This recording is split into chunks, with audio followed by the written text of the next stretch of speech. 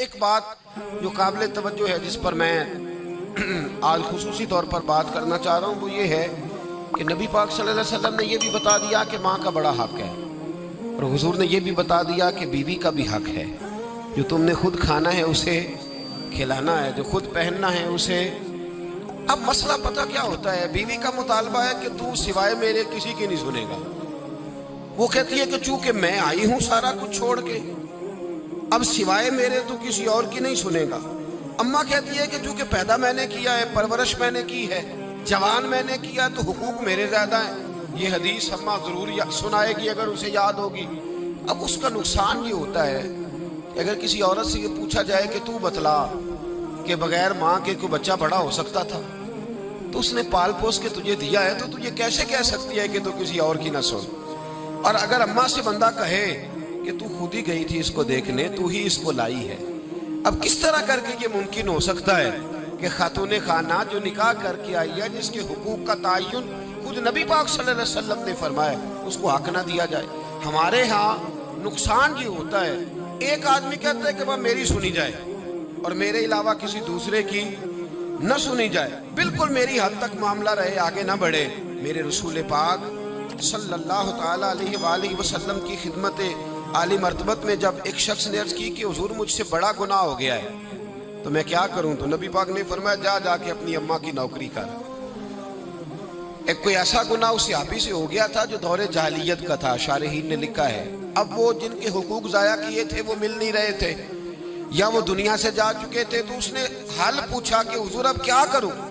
تو نبی پاک علیہ السلام نے فرمایا جا اپنی اماں کی نوکری کر، اللہ تیرے گناہ معاف کر دے گا۔ اس صحابی نے فوراً کہا حضور میری تو اماں پردہ کر گئی، میری اماں تو وصال کر گئی۔ تو حضور نے ایک نیا حق بیان فرمایا، محبوب نے فرمایا جا کے خالہ کی نوکری کر، اللہ تیرے گناہوں کو معاف فرما دے گا۔ اور فرمایا خالہ بھی مثل ماں کے ہوتی ہے، خالہ بھی مثل، تو جا کے حضور علیہ السلام نے تو خالہ کا حق بیان کر دیا، نبی پاک نے تو تعین کر دیا کہ تو نے نوکری کرنی ہے۔ اب اگر بیگم صاحبہ کو اعتراض ہو کہ تو خالہ کے گھر کیا لینے گیا تھا، تو ادھر کیوں گیا تھا، تو یہ اس کا اعتراض اس لیے درست نہیں ہے کہ اس حق کو رسول پاک نے بیان فرما دیا، نبی پاک صلی اللہ علیہ وسلم نے اس کا ذکر فرما دیا۔ میرے رسول پاک سید عالم صلی اللہ علیہ وسلم نے خود ارشاد فرمایا، ترمذی شریف کی حدیث ہے، نبی پاک کے نہ کسی چچا پر کسی نے اعتراض کیا، توجہ ہے میری بات پر؟ اب یہاں وضاحت نہیں ہے کہ وہ مسلمانوں میں سے تھے یا غیر مسلموں سے تھے، لیکن کسی نے حضور کے کسی چچا پر، ہمارا پتہ کیا حال ہے، چاچا تو بڑا دشمن ہوتا ہے نا، تو اس پر تو اعتراض کرے تو ٹھنڈ پڑتی ہے معاذ اللہ۔ لوگ کہتے ہیں فٹافٹ کر دو جملے اور کہہ دیں، چاچا تو شریک ہوتا ہے، روز ابا بتاتا ہے، اماں روز تبصرہ کرتی ہے کہ بڑا ظالم ہے۔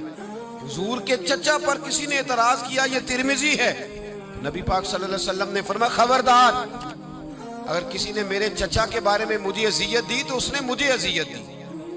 اور فرمایا تمہیں پتہ نہیں چچا تو اس طرح ہوتا ہے جس طرح باپ ہوتا ہے، اس طرح ہوتا ہے جس طرح۔ اب چچا کے حق کا تعین کس نے کر دیا؟